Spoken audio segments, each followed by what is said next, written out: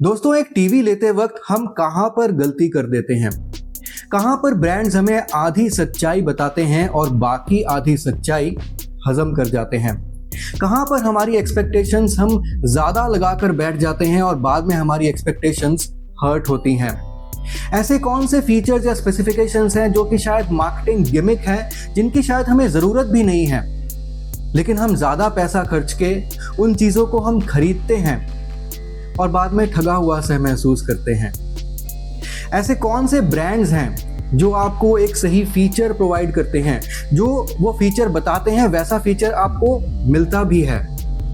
तो आप किन ब्रांड्स के साथ या फिर किस टाइप के टीवी के साथ आप कैसी एक्सपेक्टेशंस को सेट कर सकते हैं ताकि आपने जो पैसे खर्चे हैं वो आपके पैसे के हिसाब से आपको वैल्यू मिले? तो आज की वीडियो में हम सब कुछ डिस्कस करेंगे और इसलिए अगर आपको एक सही टीवी लेना है और आपको बाद में पछताना नहीं है तो आज की वीडियो को ध्यान से देखिएगा, क्योंकि एक एक इंफॉर्मेशन, एक एक पॉइंट बहुत ज़्यादा ज़रूरी है और हम कहीं भी कुछ भी मिस करते हैं तो वहाँ पे ब्रांड हमें जो है वो पागल बना देते हैं और हमें कुछ और बेच देते हैं।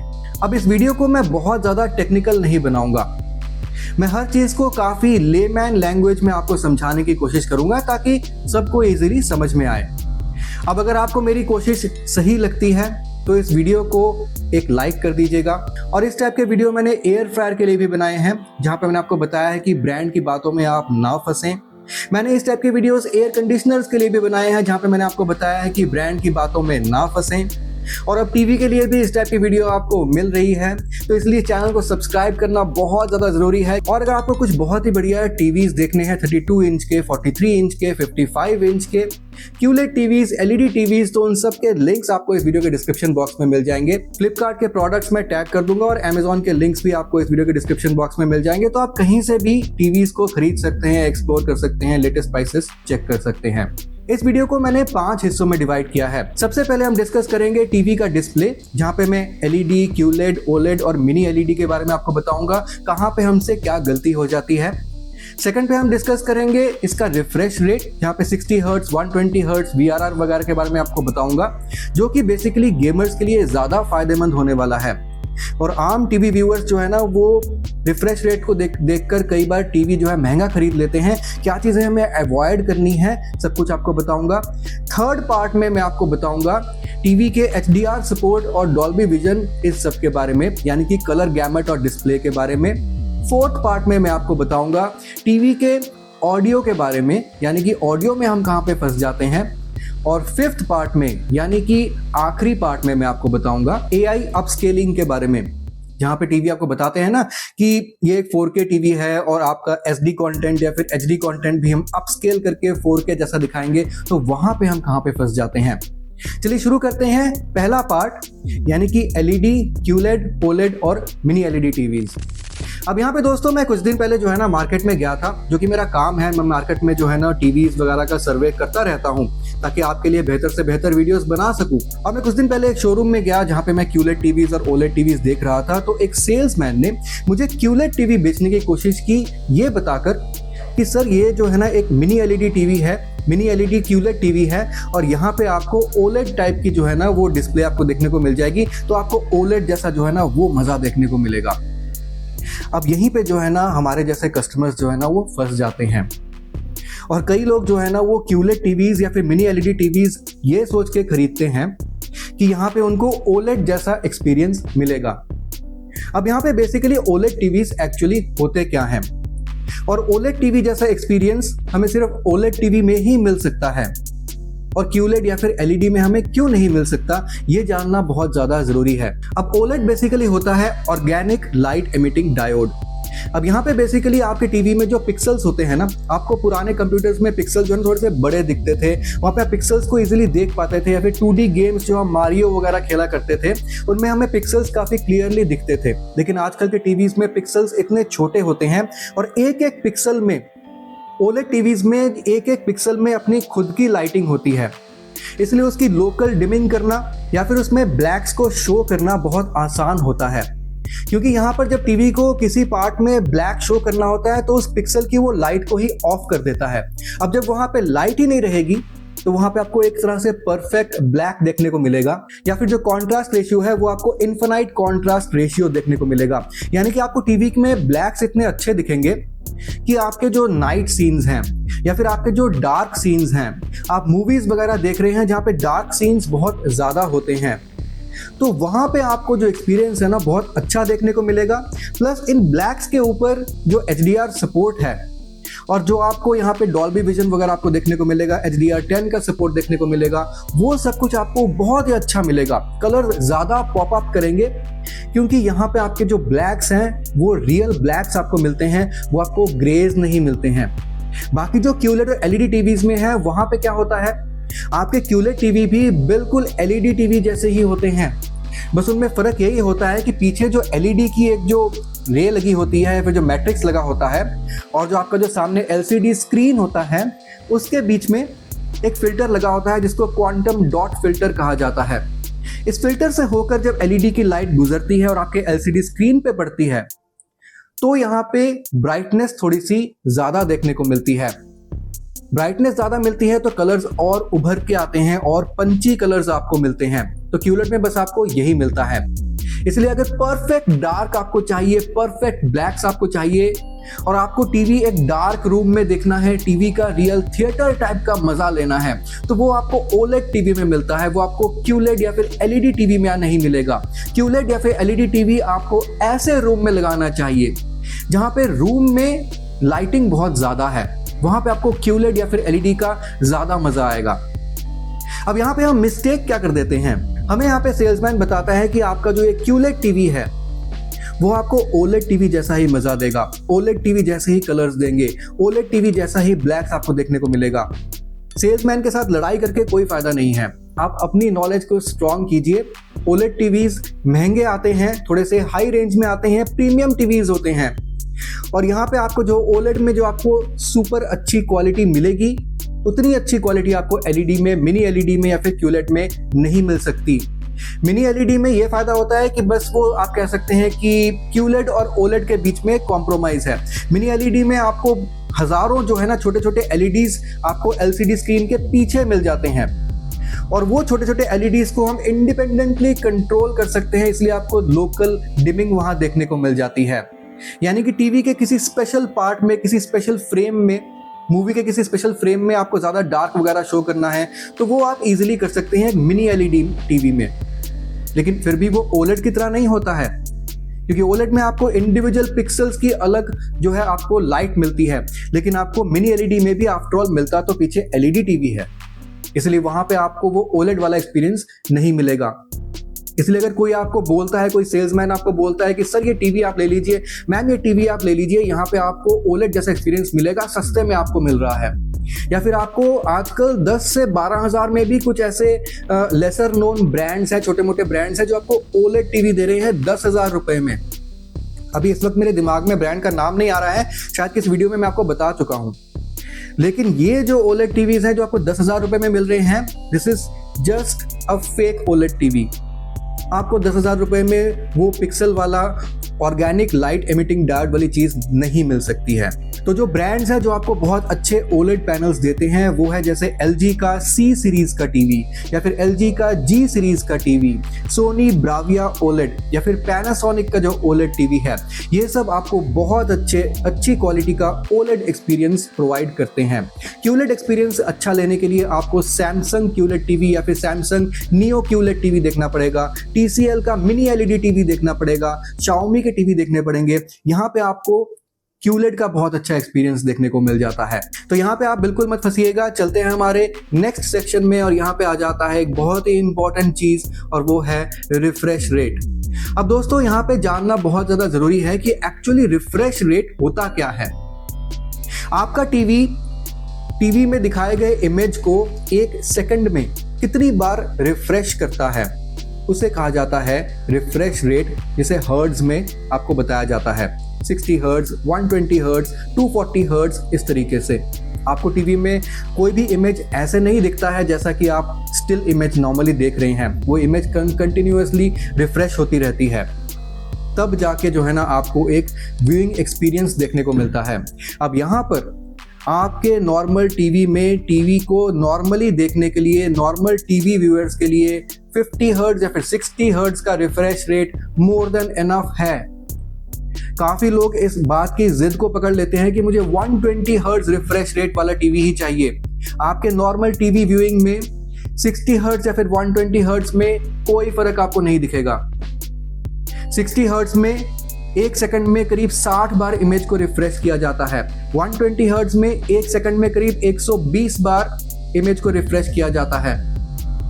लेकिन यहाँ पे फर्क किसको पड़ता है? यहाँ पे फर्क मेनली पड़ता है गेमर्स को, जब आपने Xbox या फिर PS5 वगैरह में गेमिंग खेलनी होती है। यहाँ पे जब आप गेमिंग खेलते हैं तो आपको जो 60 हर्ट्ज का टीवी है वो आपको बहुत कम FPS निकाल के देगा। आपका 120 हर्ट्ज का टीवी आपको बेहतर FPS निकाल के देगा। इससे आपका गेमिंग जो है ना वो रुक रुक के चलती हुई आपको नहीं लगेगी, कोई जिटर्स आपको नहीं फील होंगे। जिस टीवी में आपको VRR यानी कि वेरिएबल रिफ्रेश रेट मिल जाता है, या फिर जिस टीवी की नेटिव रिफ्रेश रेट यानी कि जो नॉर्मल जो रिफ्रेश रेट है वही 120 हर्ट्ज की आपको मिल रही है, तो वहां पे आपकी जो गेमिंग एक्सपीरियंस है वो बहुत अच्छी आएगी। अब दोस्तों जहां तक रिफ्रेश रेट की बात आती है तो सैमसंग के कुछ मॉडल्स में आपको मोशन रेट 200 बताया जाता है, LG के कुछ टीवीज में आपको ट्रू मोशन 240 बताया जाता है, या फिर सोनी के कुछ टीवीज में आपको XR मोशन क्लैरिटी बताया जाता है। ये सब आपके रिफ्रेश रेट को 60 से 120 नहीं कर रहे हैं। ये सब एक्चुअली कर क्या रहे हैं? अब यहाँ पे फिर से आधी पकी हुई सच्चाई आपको बताई जा रही है। ये जो टीवीज हैं ये आपके रिफ्रेश रेट को 60 से 120 नहीं करते हैं, बल्कि सॉफ्टवेयर मोशन स्मूथिंग यूज करते हैं, यानी कि मोशन को स्मूथ एंड जिटर फ्री दिखाने के लिए वो सॉफ्टवेयर को यूज करते हैं, और सॉफ्टवेयर को यूज करके वो मोशन में थोड़ी सी स्मूथनेस लेके आते हैं अपने गेमिंग मोड में। ऐसे टीवीज में आपको गेमिंग मोड देखने को मिल जाएगा, और गेमिंग मोड में जो है रिफ्रेश रेट को ये बेहतर दिखाने की कोशिश करते हैं बाय यूजिंग द सॉफ्टवेयर, जिसमें रिफ्रेश रेट टीवी की जो स्क्रीन की है, जो डिस्प्ले की है, वो बेहतर नहीं होती है, बल्कि सॉफ्टवेयर के थ्रू उसको ढका जाता है, AI के थ्रू उसको जो है ना थोड़ा सा स्मूथ टाइप की फीलिंग दी जाती है, और आपको फील होता है कि इन टीवीज में आपको बेहतर रिफ्रेश रेट मिल रही है। लेकिन ऐसा नहीं है। अगर आपको रियली नेटिव 120 हर्ट्ज का रिफ्रेश रेट चाहिए तो ये आपको थोड़े से प्रीमियम, थोड़े से महंगे और थोड़े से बड़े साइज के टीवी में मिलता है। जनरली आपको 43 इंच तक के टीवीज में नहीं मिलता है। रियल 120 हर्ट्ज के जो पैनल हैं वो आपको सोनी ब्रेविया XR सीरीज में मिलेंगे, LG के OLED टीवीज में मिलेंगे, Samsung QLED, neo QLED TVs में आपको मिलेंगे। लेकिन जो बजट टीवीज हैं जैसे कि Xiaomi के, OnePlus के या फिर Realme वगैरह के जो बजट टीवीज हैं, वहां पे आपको रियल 120 हर्ट्ज का native display, native refresh rate आपको नहीं मिलेगा। तो इस बात का आपको ध्यान रखना है।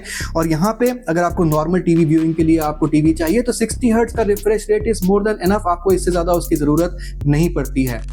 अब हम आ जाते हैं तीसरे सेक्शन में, और यहाँ पे हम बात करेंगे HDR एंड डॉल्बी विजन की, कलर गैमट की, HDR सपोर्ट यानी कि हाई डायनामिक रेंज की, और कई टीवीज में आपको डॉल्बी विजन देखने को मिल जाता है, तो उस सब की अब हम बात करेंगे। अब यहाँ पे हमसे कहाँ पे गलती हो जाती है? यहाँ पे हमें कई सस्ते टीवीज में जैसे Xiaomi, TCL वगैरह के टीवीज में भी जो करीब 20 से 30 हज़ार की टीवीज हैं, वहाँ पे आपको जो है ना टीवीज डॉल्बी विजन प्रोवाइड करती हैं। कई Xiaomi की टीवीज में, कई TCL की टीवीज में, कई हाईसेंस की टीवीज में, या फिर आपको इस तरह की कई थोड़े से लो रेंज की टीवीज में आपको बताया जाता है कि हम आपको डॉल्बी विजन प्रोवाइड करते हैं, HDR10+ का सपोर्ट या फिर HDR10 का सपोर्ट आपको प्रोवाइड करते हैं। लेकिन एक बात आपको बताऊं, HDR सपोर्ट सही तरीके से काम सिर्फ तभी करता है अगर टीवी की जो पीक ब्राइटनेस है वो अगर कम से कम 500 से 1000+ निट्स की है। आपको इन सब टीवीज में जो टीवी की पीक ब्राइटनेस देखने को मिलती है वहां पे आपको 250 से लेके 350 या फिर मैक्स टू मैक्स 450 निट्स तक की पीक ब्राइटनेस देखने को मिलती है। तो यहाँ पर HDR सपोर्ट में आपको कुछ भी ऐसा कुछ खास डिफरेंस देखने को नहीं मिलता। HDR सपोर्ट एक्चुअली होता क्या है, HDR से फर्क क्या पड़ जाता है? दोस्तों, आपके टीवी में जब भी आप कोई मूवी या फिर कोई भी सीन टीवी में देख रहे हैं, वहां पे कुछ डार्क सीन्स एंड कुछ ब्राइट सीन्स होते हैं। अब यहाँ पर डार्क सीन और ब्राइट सीन के बीच में जो डिफरेंस है वो आपको जितना क्लियरली नजर आएगा वो है आपका HDR सपोर्ट। जितना अच्छा HDR सपोर्ट होगा उतना ही आपका डार्क एंड ब्राइट सीन्स में जो डिफरेंस है वो आपको क्लियरली नजर आएगा। जैसे कि अगर आप एक सनसेट का सीन देख रहे हैं वहाँ पे आपको सन का जो है वो ब्राइटनेस भी दिखना चाहिए और शैडोज का आपको डार्कनेस भी दिखना चाहिए, और इस डार्क और ब्राइट के बीच में जो डिफरेंस है वो भी आपको क्लियरली नजर आना चाहिए, ताकि आप डिफरेंस को समझ पाएं, सनसेट को इजीली समझ पाएं और एक सुंदर सनसेट टीवी पे देख पाएं। और वहां पे अगर आपका डॉल्बी विजन टीवी में दे रखा है लेकिन आपको इतनी अच्छी ब्राइटनेस ही नहीं दी गई है कि सन का ब्राइटनेस आपको उभर के आपको बाहर निकल के दिखे, या फिर आपको इस ब्राइटनेस और कॉन्ट्रास्ट में फर्क जो है सही तरीके से देखने को मिले, तो फिर उसका कोई फायदा नहीं है। 3 चीजें हमें चाहिए होती हैं, 3 चीजें अगर आपको सही तरीके से डॉल्बी विजन या फिर HDR सपोर्ट वगैरह टीवी में एक्सपीरियंस करना है। नंबर 1, पीक ब्राइटनेस उसकी अच्छी होनी चाहिए। नंबर 2, वाइड कलर गैमट होना चाहिए, यानी DCI P3 रियली कम से कम 90% होना चाहिए। और वो Xiaomi जैसे टीवी या फिर और भी जो टीवीज है DCI P3 बता देते हैं, लेकिन DCI P3 से वो सर्टिफाइड नहीं होते हैं। ऐसा DCI P3 नहीं, एक प्रूवन सर्टिफाइड DCI P3 कम से कम 90% का कलर गैमट होना चाहिए। एंड नंबर 3, लोकल डिमिंग उसमें होनी चाहिए। अगर उसका ब्राइटनेस लेवल जो है वो इतना अच्छा नहीं है, DCI P3 जो है 90% कम से कम नहीं है, लोकल डिमिंग उसमें नहीं है, तो फिर HDR सपोर्ट, डॉल्बी विजन वगैरह का ऐसा कुछ भी आपको फर्क देखने को नहीं मिलेगा। Bright scenes and dark scenes में जो डिफरेंस है वो आपको उतना अच्छा देखने को नहीं मिलेगा। यहाँ हमसे गलती कहाँ पे हो जाती है, हम सस्ते टीवी का जो डॉल्बी विजन है वो हम महंगे टीवी के डॉल्बी विजन के बराबर का मान लेते हैं। हम सोचते हैं कि 30,000 की टीवी में हमें जो डॉल्बी विजन मिल रहा है, 80,000 की टीवी में भी हमें वही डॉल्बी विजन मिल रहा होगा। लेकिन Dolby vision is not same in all the TVs. आपको सैमसंग LG का कोई महंगा टीवी है, आपको डॉल्बी विजन बता रहा है, और कोई सस्ता कोई बजट टीवी है वो भी आपको डॉल्बी विजन बता रहा है। दोनों में आपको सेम एक्सपीरियंस नहीं मिलेगा, क्योंकि सस्ते टीवी में आपको पीक ब्राइटनेस वो कम देखने को मिलती है। LG, सैमसंग वगैरह के जो महंगे टीवीज हैं वहां पे आपको peak brightness 500 plus 1000 plus nits की देखने को मिलती है। LG, Samsung, Sony. अब यहाँ पे जो बजट टीवीज है जैसे कि Xiaomi, Viu, iFalcon जो कि TCL का ही ब्रांड है, थॉमसन, इन सब में आपको पीक ब्राइटनेस 250 से 350 400 निट्स तक देखने को मिलती है। लेकिन जो प्रीमियम टीवी ब्रांड्स हैं जैसे कि LG का OLED या फिर सोनी ब्रेविया OLED या फिर सैमसंग Neo QLED, यहाँ पे आपको जो पीक ब्राइटनेस है वो 600 से लेके 1000 प्लस निट्स तक की देखने को मिलती है। तो इन सब टीवीज में आपको डॉल्बी विजन मिलेगा, और सस्ते टीवीज में आपको डॉल्बी विजन सिर्फ एक लोगो ही है, टीवी के ऊपर लगाने वाला स्टिकर ही है, उससे ज्यादा कुछ नहीं है। तो अगर आप सस्ता टीवी ले रहे हैं तो बहुत ज्यादा HDR support, HDR 10 plus, Dolby vision वगैरह का आप टेंशन मत लीजिए। आपको मोर और लेस एक ही टाइप की पिक्चर क्वालिटी देखने को मिलेगी, लेकिन महंगे टीवी में आपको डेफिनेटली ये चीज ज्यादा उभर के आएगी। अब चलते हैं हमारे नेक्स्ट सेक्शन में, और यहाँ पे आ जाता है टीवी का ऑडियो। ये हमारा 4th सेक्शन है। इसके बाद 5th सेक्शन और है एक लास्ट सेक्शन, जहाँ पे मैं आपको बताऊंगा AI अपस्केलिंग के बारे में। जल्दी से टीवी का ऑडियो हम देख लेते हैं। अब टीवी के ऑडियो में टीवीज आपको बताते हैं 20 what speaker, 30 what speaker, 40 what speaker, और हम सोचते हैं कि भैया 40 वॉट स्पीकर है तो 20 वॉट से बेहतर ही होगा, इसको हम खरीद लेते हैं। लेकिन सिर्फ वॉटेज से हम ये नहीं पता लगा सकते हैं कि टीवी का जो साउंड क्वालिटी है वो कितना अच्छा होगा। थोड़ा बहुत आपको आइडिया लग सकता है उसके लाउडनेस के ऊपर कि हाँ, हो सकता है कि जो ज़्यादा वॉटेज का है उसमें लाउडनेस थोड़ी सी ज़्यादा होगी, लेकिन सिर्फ लाउडनेस से ही सब कुछ नहीं होता। कई बार ज़्यादा लाउड से आवाज़ फटती हुई भी हमें फील होती है। लेकिन यहाँ पे और भी काफ़ी चीज़ें हैं जो मैटर करती हैं एक अच्छी साउंड के लिए, नहीं तो फिर आपको एक साउंड बार अलग से लगाना पड़ता है। अब यहाँ पे टीवी में लगे हुए जो स्पीकर्स हमें मिलते हैं, यहाँ पे किस टाइप के स्पीकर्स हमें देखने को मिलते हैं। एक हमें मिलते हैं बॉक्स टाइप स्पीकर्स, एक हमें मिलते हैं बैफल स्पीकर्स या फिर डाउन फायरिंग स्पीकर्स, एक हमें मिलते हैं फ्रंट फायरिंग स्पीकर्स। तो इस तरह से स्पीकर की जो है ना अलग अलग प्लेसमेंट होती है।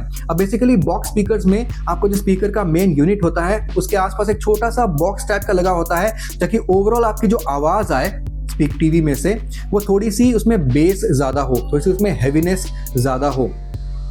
और आपके जो बैफल स्पीकर्स होते हैं, जैसे कि सोनी के काफी टीवी में आपको बैफल स्पीकर्स या फिर डाउन फायरिंग स्पीकर्स आपको मिल जाते हैं, वहां पे इस तरह का बॉक्स नहीं होता है। उसका जो मेन यूनिट होता है उसमें से आपको ट्रेबल जो है ज्यादा देखने को मिलती है, बेस का और जो हैवी साउंड है वो देखने को नहीं मिलता है। और कुछ आपके फ्रंट फायरिंग स्पीकर्स होते हैं, जहां पर जो स्पीकर की जो आवाज है सीधा आपकी तरफ आती है, उसके जो स्पीकर्स है टीवी के सामने की तरफ लगे होते हैं, फ्रंट फायरिंग स्पीकर्स।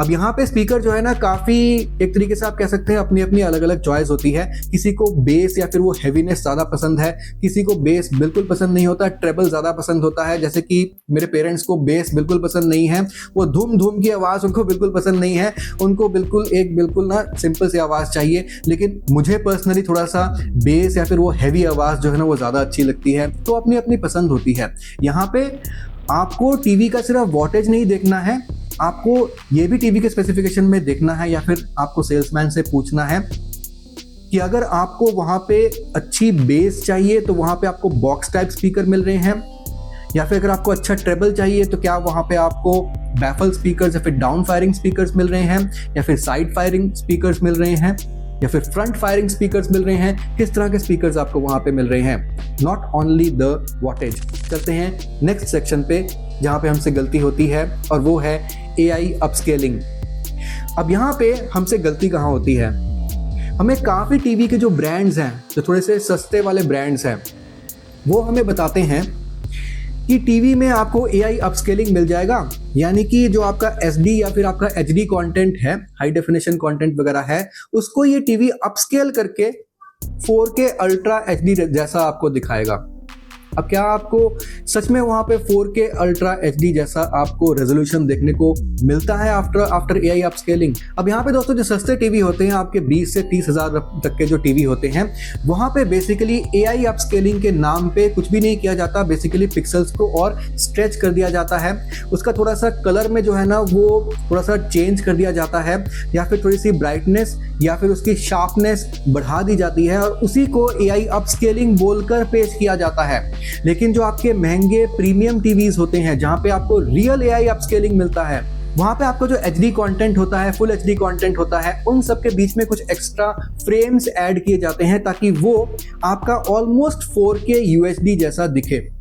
अब ये जो वीडियो है मैं आज शूट कर रहा हूं, आप इस वीडियो को देख रहे हैं, ये एक 4K में शूट किया हुआ वीडियो है, तो ये आपका 4K टीवी में एक अच्छा एक्सपीरियंस देगा। लेकिन अगर कोई वीडियो SD में यानी कि स्टैंडर्ड डेफिनेशन में शूट किया हुआ है, या फिर जैसे कि 720 पिक्सल में, या फिर फुल HD में शूट किया हुआ है, जैसे कि 1080 पिक्सल में शूट किया हुआ है, उसको आप बहुत ज़्यादा अपग्रेड करके आप 4K जैसा नहीं दिखा सकते हैं।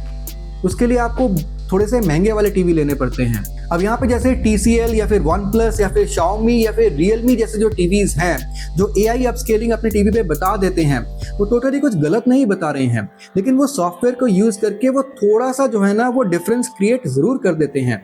लेकिन आपका अगर रियल AI अपस्केलिंग चाहिए और 4K जैसा आप जो है ना वो HD कंटेंट को देखना चाहते हैं, तो यहाँ पे आपको थोड़े से महंगे वाले टीवी लेने पड़ेंगे, जहाँ पे आपको टीवी के अंदर जो प्रोसेसर है सबसे ज्यादा वो मैटर करता है। वो आपको जो प्रोसेसर है वो अच्छा मिलता है, जैसे कि सोनी का Bravia XR कॉग्निटिव प्रोसेसर। यहाँ पे आपको फेस या फिर टेक्सचर्स वगैरह को या फिर डेप्थ वगैरह को जो है ना इंटेलिजेंटली एनालाइज करके टीवी उसको अपस्केल करता है और 4K जैसा आपको लुक देता है। आपको जो सैमसंग नियो क्वांटम प्रोसेसर है, यहाँ पे भी सैमसंग के पास काफी डेटाबेस ऑफ इमेजेस है, जिसको टैग करके वो आपको बेहतर AI अपस्केलिंग प्रोवाइड करता है। LG का जो अल्फा 9 प्रोसेसर है, यहाँ भी शार्पनेस को, नॉइज रिडक्शन को और कलर टोन को ऑप्टिमाइज करके आपको एक बहुत अच्छा AI अपस्केल्ड इमेज पेश किया जाता है।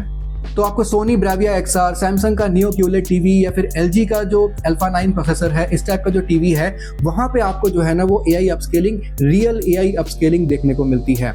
बाकी जगह में सिर्फ कलर एडजस्टमेंट या फिर शार्पनेस एडजस्टमेंट करके बस वहीं छोड़ दिया जाता है। तो इस वीडियो को खत्म करने से पहले जल्दी से एक बार समराइज कर लेते हैं और समरी देख लेते हैं कि कौन कौन से पॉइंट्स हैं, आपको किस बात का ध्यान रखना है। Number 1, OLED, QLED, LED, mini LED। यहाँ पे अगर आपको QLED टीवी कोई OLED टीवी बताकर बेचता है, या फिर अगर मिनी LED टीवी आपको ये बताकर बेचता है कि यहाँ पे आपको OLED जैसा एक्सपीरियंस मिलेगा, उसको बिल्कुल बिलीव मत कीजिए। आपका QLED टीवी अलग है, OLED टीवी अलग है, जहाँ पे आपको ज्यादा पैसे खर्चने पड़ते हैं। Point number 2, refresh rate. आपका जो रिफ्रेश रेट है वो आपके थोड़े से प्रीमियम बेहतर टीवीज में, जो ब्रांड्स मैंने आपको ऑलरेडी बता दिए हैं, वहां पे आपको 120 हर्ट्ज तक का नेटिव रिफ्रेश रेट मिलता है, जो कि आपको गेमिंग का एक्सपीरियंस बहुत अच्छा देगा। बाकी टीवीज में नॉर्मल टीवी व्यूइंग के लिए 50-60 हर्ट्ज तक का रिफ्रेश रेट काफी है। Number 3, colour gamut HDR support. अब यहाँ पे अगर आपकी टीवी की पीक ब्राइटनेस जो है वो 250, 300, 400 निट्स इस तरह की है तो आपको HDR सपोर्ट में डॉल्बी विजन अगर आपको मिल रहा है तो आपको कुछ भी खास डिफरेंस देखने को नहीं मिलेगा। यहाँ पे अगर आपको प्रॉपर डॉल्बी विजन चाहिए तो आपके टीवी में पीक ब्राइटनेस 500 से 1000 प्लस निट्स की होनी चाहिए, अदरवाइज डॉल्बी विजन का कोई फायदा नहीं है। That's just a logo on the TV.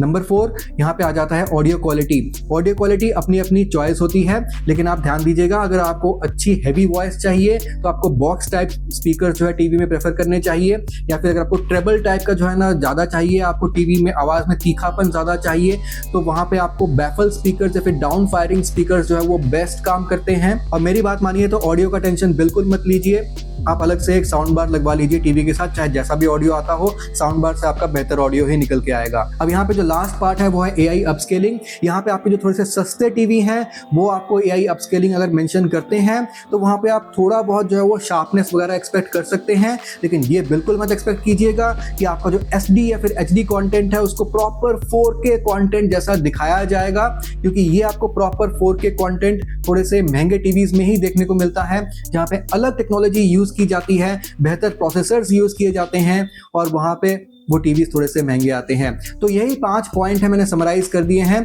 इन सब चीज़ों का आप ज़रूर ध्यान रखिए और ब्रांड्स को ब्लेम मत कीजिए। ऐसे कुछ यूट्यूब चैनल्स हैं जो ब्रांड्स को बहुत गालियां निकालते हैं, ब्रांड आपको ये बताता है वो, ब्रांड्स को ब्लेम मत कीजिए। ब्रांड्स कुछ गलत नहीं कर रहे हैं, उन्हें भी अपना बिजनेस चलाना है। आपने शोले में वो डायलॉग सुना होगा, ठाकुर साहब घोड़ा अगर घास से दोस्ती कर ले तो खाएगा क्या। मजा आया। तो इसलिए ब्रांड्स को ब्लेम मत कीजिए, अपनी नॉलेज बढ़ाइए या फिर अपनी एक्सपेक्टेशंस को सही सेट कीजिए और उसके बाद टीवी या फिर कोई भी प्रोडक्ट आप खरीदिए। मैं आपसे मिलता हूं अगली वीडियो में, तब तक के लिए सुदीप साइनिंग ऑफ।